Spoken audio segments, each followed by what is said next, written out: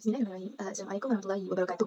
Jadi saya akan terangkan sedikit tentang pengenalan berkaitan sains kesukarelawanan dan juga dalam Islam. Okey, seperti yang kita tahu, secara umumnya kita tahu sains kesukarelawanan ni adalah menunjukkan kepada sifat tolong-menolong, sikap tolong-menolong. Jadi Islam amat menggalakkan umatnya membantu sesama insan. Oleh itu, bagi kita orang Islam, ajaran agama yang menyebut amal soleh iaitu menolong orang ini sudah semestinya adalah untuk memperoleh keredaan Allah. Jadi, dengan untuk mendapatkan keredaan Allah itu, kita boleh jadikan ianya sebagai dorongan terbesar untuk kita libatkan diri dalam aktiviti sukarela ini. Baiklah. Firman Allah, A'udzubillahi minasyaitonirrajim. Wa idza halaltum fastadu yawla yajrimannakum shana'anu qaumin an saddukum anil masjidil haram an ta'tadu wa ta'awanu 'alal birri wattaqwa wa la ta'awanu 'alal itsmi wal 'udwan wattaqullaha innallaha syadidul 'iqab. Sadaqallahul azim. Jadi, firman Allah ni sudah menjelaskan bahawa Allah menggalakkan kita untuk tolong-menolong satu sama lain. Jadi, jika kita ingin mendapat keridaan Allah, marilah kita mengerjakan kebajikan dan takwa, iaitu tolong-menolong. Apa yang saya boleh kaitkan dengan Islam pada zaman Rasulullah sendiri. Rasulullah dah mengajak sahabat-sahabatnya untuk mempraktikkan sifat sukarela ini. Dan sahabat-sahabat dan masyarakat di zaman Rasulullah juga berlumba-lumba untuk melakukannya untuk mencapai ganjaran dan keridaan Allah. Jadi apa lagi kita di sini? Definisi kepimpinan ditafsirkan di dalam pelbagai maksud. Mengikut Kamus Dewan, kepimpinan bermaksud keupayaan memimpin. Antaranya ialah melalui teladan. Pemimpin adalah model kepada orang yang dipimpinnya. Segala perbuatan dan tindakannya menjadi perhatian masyarakat. Istilah kepimpinan juga turut digunakan dalam istilah-istilah lain sebagai autoriti, kuasa, pengurusan, pentadbiran kawalan dan pemantauan. Kepimpinan ialah tingkah laku yang mempunyai keupayaan mengubah haluan sesuatu organisasi. Kepimpinan mempunyai kriteria-kriteria tertentu dalam usaha mencapai objektif organisasi. Mereka boleh memantau orang bawahan agar mengikut kriteria yang dipilih untuk tujuan pembangunan dan kejayaan, di samping dapat mempertahankan corak kerja berpasukan yang erat. Kepimpinan dalam Islam adalah konsep yang memiliki asas yang kukuh dalam Al-Quran dan hadis, serta dipertegas dengan dalil akli yang menggariskan prinsip-prinsip penting. Kepimpinan dalam Islam bukanlah sekadar kekuasaan, tapi lebih kepada tanggungjawab yang besar terhadap umat dan masyarakat. Pemimpin dalam Islam diharapkan memenuhi ciri-ciri tertentu yang dipaparkan secara jelas melalui dalil akli. Justru itu, pemimpin dalam Islam perlu menunjukkan kepemimpinan yang adil dan bermaruah. Rasulullah SAW adalah contoh utama bagi pemimpin adil. Beliau memerintah dengan keadilan tanpa memihak kepada sesiapa. Hadis riwayat Bukhari dan Muslim. Seorang pemimpin adalah pengawas dan dia akan bertanggungjawab atas apa yang dipimpinnya. Pemimpin dalam Islam tidak hanya memiliki tanggungjawab terhadap umatnya, tetapi juga terhadap Allah Subhanahu Wa Taala. Mereka adalah amanah yang harus dijalankan dengan penuh keikhlasan dan bertanggungjawab. Kepimpinan dalam Islam, sebagaimana yang diperlihat oleh dalil akli, menurut integritas, keadilan, konsultasi dan tanggungjawab yang tinggi bagi mereka yang diberi amanah untuk memimpin. Okey, kita akan gerak ke latar belakang tokoh, iaitu latar belakang tokoh Abdul Rahman bin Auf. Abdul Rahman bin Auf ataupun nama sebenar beliau ialah Abu Amru, merupakan seorang sahabat Nabi. Beliau telah menggunakan nama Abdul Rahman selepas memeluk Islam, 2 hari selepas Abu Bakar memeluk Islam. Nama beliau ialah Abdul Rahman bin Auf bin Abdi Auf dan ibunya bernama Syafa' bin Abdul bin Harith. Sebelum Abdul Rahman memeluk agama Islam, nama beliau adalah Abu Amru ataupun Abdul Ka'bah. Lalu setelah beliau menjadi seorang Muslim, Rasulullah SAW yang mengubah nama beliau menjadi nama Abdul Rahman. Beliau berasal dari keturunan bangsa Arab Quraisy yang sama seperti Rasulullah SAW. Akan tetapi, beliau tidak dilahirkan dalam keluarga yang beriman kepada Allah Subhanahu Wa Taala. Beliau termasuk di antara 10 sahabat Nabi yang dijamin syurga oleh Rasulullah SAW. Beliau adalah orang ke-8 yang terawal memeluk agama Islam. Kehebatan beliau di dalam ilmu perdagangan membuatkan beliau menjadi seorang sahabat yang mempunyai harta yang melimpah ruah. Beliau berasal daripada keturunan Bani Zuhrah. Beliau lahir pada tahun 580 Masihi di Mekah, iaitu 10 tahun selepas tahun gajah. Beliau memeluk agama Islam melalui Sayyidina Abu Bakar radhiyallahu anhu dan beliau wafat pada tahun 32 Hijrah bersamaan tahun 654 Masihi ketika umur beliau 74 tahun. Abdul Rahman bin Auf juga merupakan ahli jawatan syura yang berenam. Sewaktu pemilihan khalifah ketiga selepas peristiwa pembunuhan Umar Al-Khattab, beliau merupakan salah seorang calonnya. Namun, Abdul Rahman enggan menerima jawatan tersebut, sebaliknya menetapkan pemilihan khalifah jatuh kepada Khalifah Uthman bin Affan. Abdul Rahman bin Auf mempunyai beberapa orang isteri, antaranya ialah Ummu Habibah binti Zambah. Okey, seterusnya kita akan pergi kepada sumbangan Abdul Rahman bin Auf. Abdul Rahman bin Auf terkenal sebagai seorang sahabat Rasulullah SAW yang sanggup berkorban dan berjihad di jalan Allah Subhanahu Wa Taala. Beliau sanggup menyumbangkan barang-barang keperluan yang dimuatkan di atas 700 ekor unta kepada penduduk Madinah. Beliau juga menjual tanahnya dengan harga 40,000 dinar dan membahagikan hasil harta-harta tersebut kepada kaumnya, isteri-isteri Nabi dan fakir miskin. Selain daripada itu, Abdul Rahman juga memberi sumbangan daripada segi keuangan dan barangan ketika perang Tabuk, iaitu sebanyak 200 tahil emas, 500 ekor kuda perang dan 1,500 ekor unta tunggangan. Beliau juga begitu juga kebaikannya terbukti apabila ia menyedekahkan 400 dinar kepada setiap bekas tentera perang Badar yang masih hidup, iaitu seramai 100 orang. Selain itu, beliau juga pernah dilantik oleh baginda Nabi SAW untuk mengimami solat subuh dengan dihadiri oleh baginda. Beliau juga menyertai dalam beberapa perang seperti Perang Badar, Perang Uhud, Perang Khandaq dan Perang Tabuk.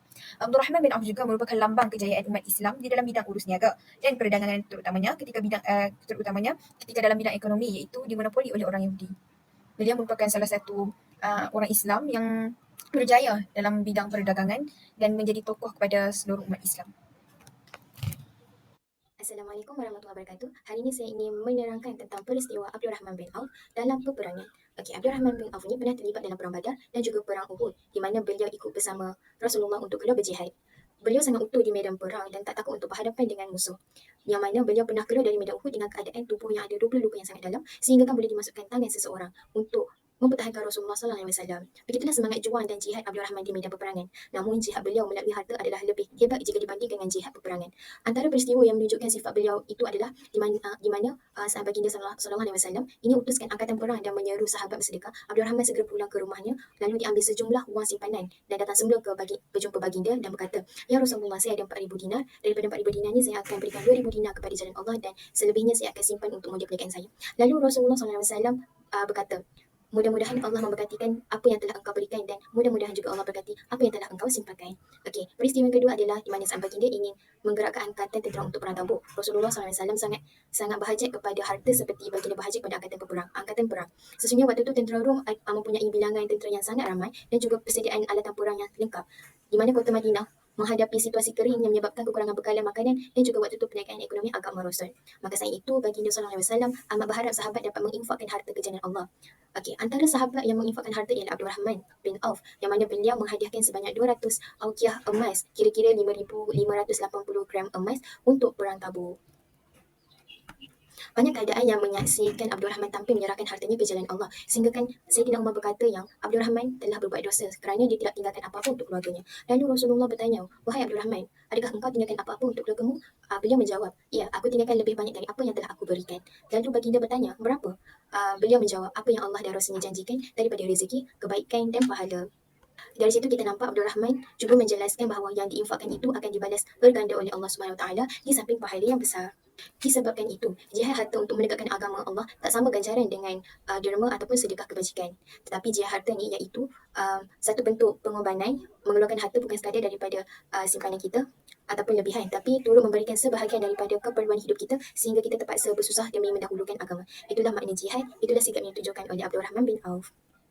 Assalamualaikum warahmatullahi wabarakatuh. Saya Arifah Aina binti Zazali, nombor metrik 1231510. Pada hari ini, saya akan menerangkan kesimpulan daripada kisah Abdul Rahman bin Auf. Abdul Rahman bin Auf adalah seorang sahabat Nabi Muhammad SAW yang berpengaruh. Beliau berasal dari kalangan orang kaya dan berhasil dalam bidang perdagangan. Abdul Rahman bin Auf juga terkenal dengan sifat dermawan dan kontribusinya dalam membantu umat Islam. Pada akhirnya, beliau termasuk dalam 10 sahabat terpilih yang dijamin syurga oleh Rasulullah SAW. Kisah sahabat Nabi Abdul Rahman bin Auf ini dia memberikan sejumlah pengajaran yang bermakna. Yang pertama, keberanian dan keteguhan hati. Kisah Abdul Rahman bin Auf menunjukkan keberanian dan keteguhan hati dalam menghadapi pelbagai ujian dalam hidup. Hal ini mengajarkan kita supaya pentingnya memiliki keyakinan yang kuat untuk tetap teguh pada prinsip dan nilai-nilai dalam kehidupan. Yang kedua, keikhlasan dalam beribadah dan beramal.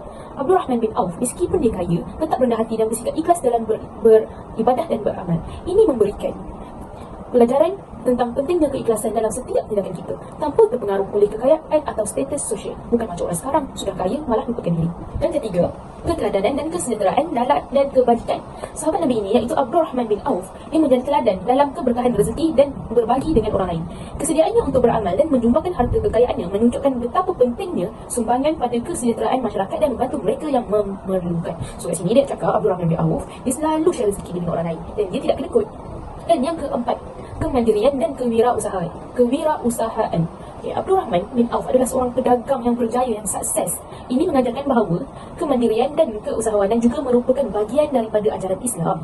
Menerapkan kecerdasan dalam bisnes untuk mencapaikan kesejahteraan peribadi dapat menjadi sarana untuk memberi manfaat kepada orang lain. So, jenis orang yang pedagang yang sangat kaya, yang sangat berjaya, yang sangat baik, dia memang perfect lah. Yang kelima, hubungan yang kuat dengan Allah dan sesama. Kisah Abdul Rahman bin Auf, dia menunjukkan pentingnya menjaga hubungan yang kuat dengan Allah dan sesama manusia. Kekayaan tidak membuatnya jauh dari nilai spiritual dan kepedulian terhadap sesama manusia. Ini adalah pengingat tentang pentingnya harmoni antara hubungan vertikal dengan Allah dan hubungan horizontal dengan sesama manusia. Maksud kat sini, kita kenalah cara hubungan sesama manusia dan sesama dengan Allah. Ada satu hadis yang cakap, hablu minan nas wa hablu minallah. Pada semua kesimpulan yang saya buat dan saya utarakan kepada anda semua, kisah Abdul Rahman bin Auf dia memberikan alasan bagi nilai-nilai fundamental dalam Islam seperti keberanian, keikhlasan, kedermawan, kemandirian dan keberkahan dalam share rezeki dengan orang lain. Dengan memahami dan mengambil contoh daripada kisah ini, kita dalam kehidupan sehari-hari untuk menjadi individu yang lebih terbaik. So kat sini cakap daripada apa poin yang saya buat tadi, kita dapat memperbaiki diri kita untuk menjadi seperti Abdul Rahman bin Auf. Walaupun tak banyak, sedikit pun okey. Sekian daripada saya. Terima kasih.